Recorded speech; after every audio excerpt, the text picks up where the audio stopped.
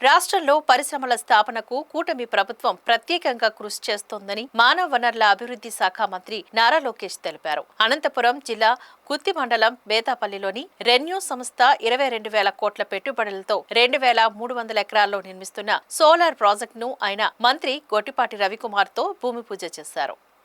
ఈ సందర్భంగా మంత్రి లోకేష్ మాట్లాడుతూ రాష్ట్రానికి భారీ ఎత్తున పరిశ్రమలు రావడానికి పెట్టుబడులు పెట్టడానికి సీఎం చంద్రబాబు బ్రాండే కారణమన్నారు. రాయలసీమలో రెన్యూ విద్యుత్ కాంప్లెక్స్ ఏర్పాటుతో 10,000 మందికి ఉపాధి అవకాశాలు కలుగుతాయని చెప్పారు.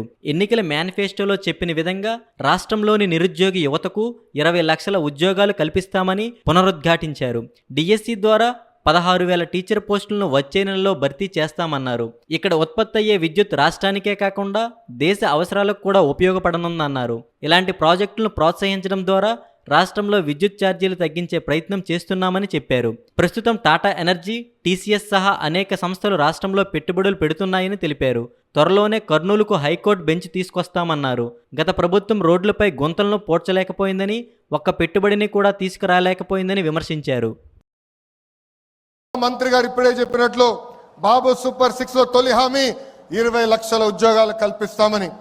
దాంట్లో భాగంగా ఈ ప్రాజెక్ట్ మన ప్రాంతాన్ని తీసుకొచ్చాం. వెనుకబడిన రాయలసీమ జిల్లాకి ఈ రోజు తీసుకొస్తాం జరుగుతుంది. ఇక్కడున్న రైతులందరినీ నేను మనస్ఫూర్తిగా అభినందిస్తున్నా. ఇక్కడ ప్లాంట్ వస్తుందంటే మీరు ముందుకు వచ్చి భూములు ఇచ్చారు. తద్వారా కనీసం 10,000 మందికి స్థానిక యువకులకి ఉద్యోగాలు ఉపాధి కల్పించే బాధ్యత తెలుగుదేశం పార్టీ తీసుకుంటుంది. ఎలా ఉంటుందని ఆనాడే వాళ్ళందరూ చెప్పా, మన దగ్గర ఒక బ్రాండ్ ఉంది, ఆ బ్రాండే గౌరవ ముఖ్యమంత్రి చంద్రబాబు నాయుడు గారు. ఈరోజు సిన్హా గారు ఇంత దూరం వచ్చి ఈ ప్రాజెక్ట్ ఆంధ్ర రాష్ట్రంలో పెడుతున్నారంటే దానికి కారణం మన బ్రాండ్ బాబు.